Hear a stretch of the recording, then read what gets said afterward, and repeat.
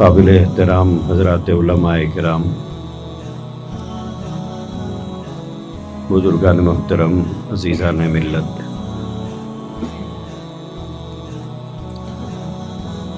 زاد مسلم ٹرسٹ کی جانب سے منعقدہ اس مجلس میں ہم لوگ اس وقت جمع ہیں۔ بہت مختصر وقت میں دو حدیثوں کی روشنی میں کچھ باتیں آپ حضرات سے عرض کرنا چاہتا ہوں۔ جس دور سے ہم لوگ اس وقت گزر رہے ہیں،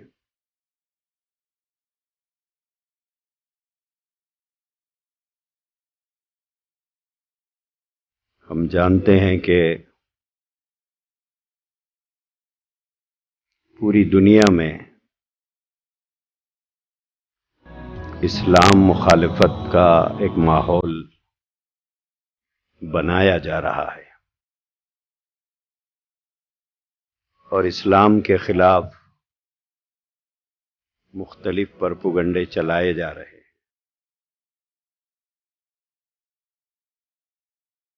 اور اسلام سے متعلق بہت سی غلط فہمیاں پیدا کی جا رہی ہیں، چاہے وہ غلط فہمیاں قرآن کے متعلق ہو یا وہ غلط فہمیاں محسن انسانیت سیدنا محمد رسول اللہ صلی اللہ علیہ وآلہ وسلم کے متعلق ہو۔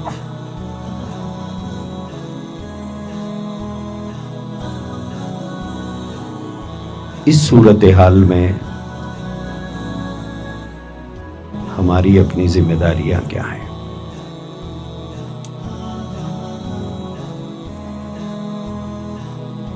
اپنی بات کو پہنچانے کے دنیا میں بہت سے ذرائع ہیں، دین کی بات کو پہنچانے کے بھی دنیا میں بہت سے ذرائع ہیں،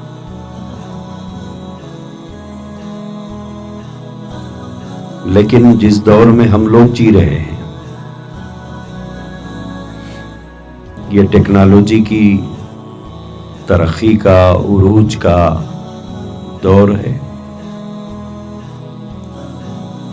اس دور میں اپنی بات کو یا اپنے مذہب کی بات کو کسی تک پہنچانے کے لیے جو سہولتیں آج کے دور میں میسر ہوئی ہیں، انسانی تاریخ میں شاید اتنے سہل انداز سے بات کو پہنچانے کا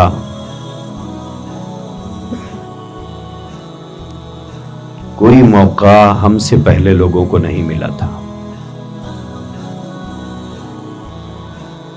منٹوں میں یہاں کی بات دنیا کے کسی بھی کونے میں اپنے جاننے والے یا اپنے سے متعلق کسی بھی فرد کو پہنچانا انتہائی آسان ہو گیا ہے۔ اب کسی بھی چیز کا استعمال یا تو صحیح کریں یا غلط کریں، دونوں راستے ہمارے سامنے ہیں۔ چاقو بنانے والے نے اس کو کسی مقصد سے بنایا ہے، بنانے والے کی نیت کچھ اور ہے، لیکن اس کا استعمال اگر اسی مقصد کے لیے کیا جائے تو بہت سود مند ہوگا،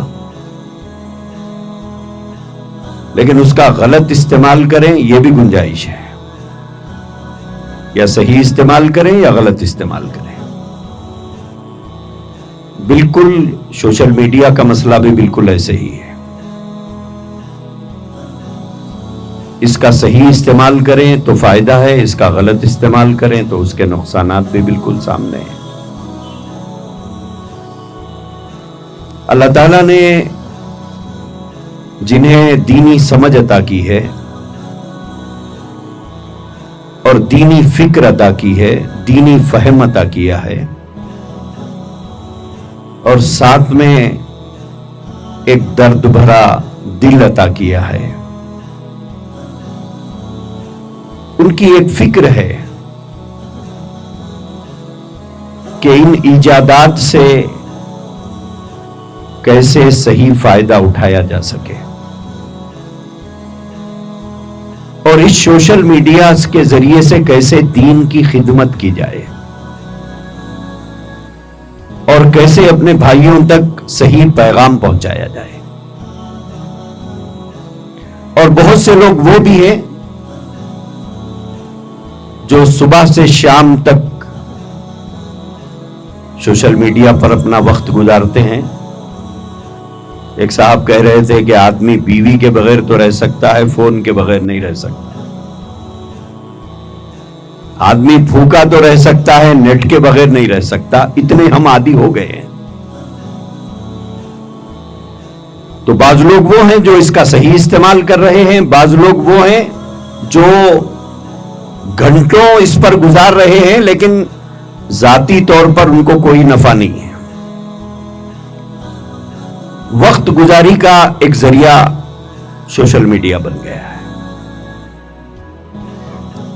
تو بہت سے لوگ وہ ہیں جو اس ذریعے سے دین کی خدمت کرنا چاہتے ہیں، اسلام کا پیغام پہنچانا چاہتے ہیں، اور اسی سوشل میڈیا پر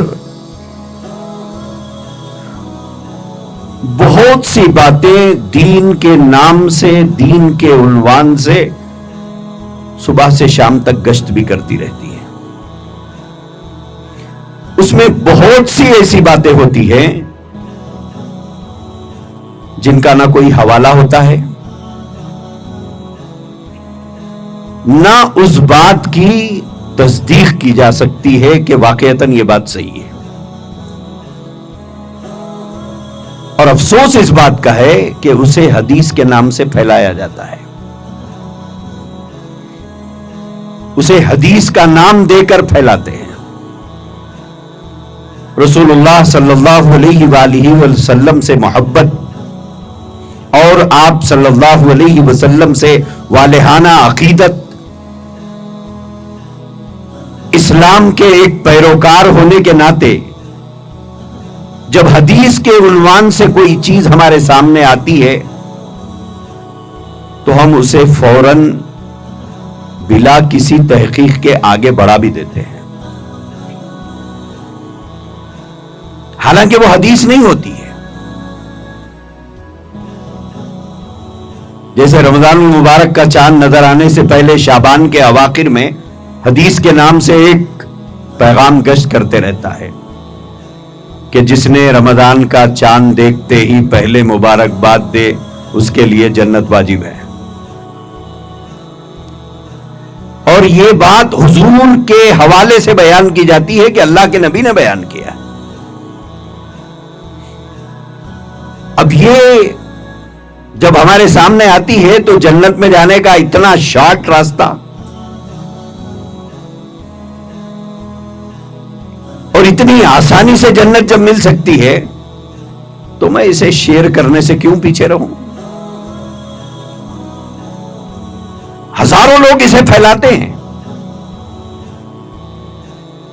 جبکہ ایسی کوئی حدیث حضور علیہ الصلوۃ والسلام سے منقول نہیں ہے. ایسی کوئی حدیث کی کتابوں میں ہے ہی نہیں. اور جو آدمی اللہ کے نبی علیہ الصلوۃ والسلام کی طرف ایسی بات کو منسوب کرے جو آپ نے فرمایا ہی نہیں، آپ نے کہا ہی نہیں ہے وہ بات، لیکن اگر کوئی آدمی کہے کہ یہ رسول اللہ نے کہا ہے اور اسے پھیلا رہا ہے، جانتے ہو اللہ کے نبی نے کیا فرمایا؟ حضور علیہ الصلوۃ والسلام نے فرمایا فَلْيَتَبَوَّأْ مَقْعَدَهُ مِنَ النَّارِ، اس کا ٹھکانہ جہنم ہے، اس کا ٹھکانہ جہنم ہے جو میری طرف غلط بات کو منسوب کرتا ہو. اور یہ ایسی بہت سی باتیں سوشل میڈیا پہ گھومتی رہتی ہیں، آتھینٹک نہیں ہوتی، نیچے کوئی حوالہ نہیں ہوتا، اس بات کے کہنے والے کا نام نہیں ہوتا، اس ادارے کا نام نہیں ہوتا ہے جس کی جانب سے یہ جاری کیا گیا ہے۔ تو یہ سوشل میڈیا جہاں پر ہمارے لیے فائدے کی چیز ہے، وہیں پر یہ نقصان دہ بھی ثابت ہوتا ہے۔ ہمیشہ ایک بات یاد رکھیں، قرآن کے حوالے سے یا حدیث مبارکہ کے حوالے سے اگر کوئی بات سوشل میڈیا کے ذریعے سے ہمیں ملے اور نیچے کوئی حوالہ نہ ہو، اس کا کسی ادارے کا نام نہ ہو یا کسی معروف عالم دین کے حوالے سے وہ بات ہم تک نہ پہنچی ہو، تو یہاں علماء بیٹھے ہیں، لا نکذب ولا نصدق، نہ ہم جھٹلائیں گے نہ سچ مانیں گے، لیکن آگے نہیں بڑھائیں گے۔ ہم یہ نہیں کہیں گے کہ یہ غلط ہے، ہم یہ بھی نہیں کہیں گے کہ صحیح ہے۔ کیوں؟ اس لیے کہ پتہ نہیں کس نے بھیجا ہے، کس کی جانب سے یہ بات چلائی جا رہی ہے۔ کیوں؟ اس لیے کہ عوام کا جو طبقہ ہوتا ہے وہ فیصلہ نہیں کر پاتا ہے کہ یہ صحیح ہے یا غلط ہے۔ عوام کو یہ نہیں معلوم ہوتا ہے کہ واقعتاً یہ حدیث ہے یا نہیں ہے۔ جب تک کسی معتبر آدمی کے حوالے سے وہ بات ہمارے سامنے نہیں آتی یا کسی معتبر ادارے کے جانب سے ہمارے سامنے نہیں آتی، اسے آگے نہیں بڑھانا چاہیے۔ کیوں؟ اگر حدیث نہیں ہے، ہم نے آگے بڑھا دیا تو ہم نے تو جہنم میں جانے کا دروازہ کھول لیا اپنے لیے۔ یہ جو ادارہ قائم کیا گیا ہے، جس کے مقاصد ابھی مولانا عبید شریف صاحب نے آپ کو بتایا ہے کہ سوشل میڈیا پر جو بات اس ادارے کے جانب سے جاری کی جائے گی وہ تحقیق کے بعد جاری کی جائے گی۔ علماء اکرام کی نگرانی میں ویڈیوز تیار ہوں گے، اس کے بعد وہ بات آپ تک پہنچائی جائے گی، تب ہم ان علماء اکرام پر اعتبار کرتے ہوئے وہ بات کو آگے بڑھا سکتے ہیں۔ ورنہ سوشل میڈیا پر آج جو ادھم مچا ہوا ہے آپ اندازہ بھی نہیں کر سکتے۔ آج کے دور میں ہمارے نوجوان لڑکوں کا ایک بہت بڑا طبقہ دین صرف سوشل میڈیا سے لینا چاہتا ہے، چاہے وہ بیان کرنے والا کوئی ہو۔ جیسے وہ بیان کرنے والا چاہے کوئی ہو، اگر دین کی بات کر رہا ہے تو ہم اسے لے لیتے ہیں۔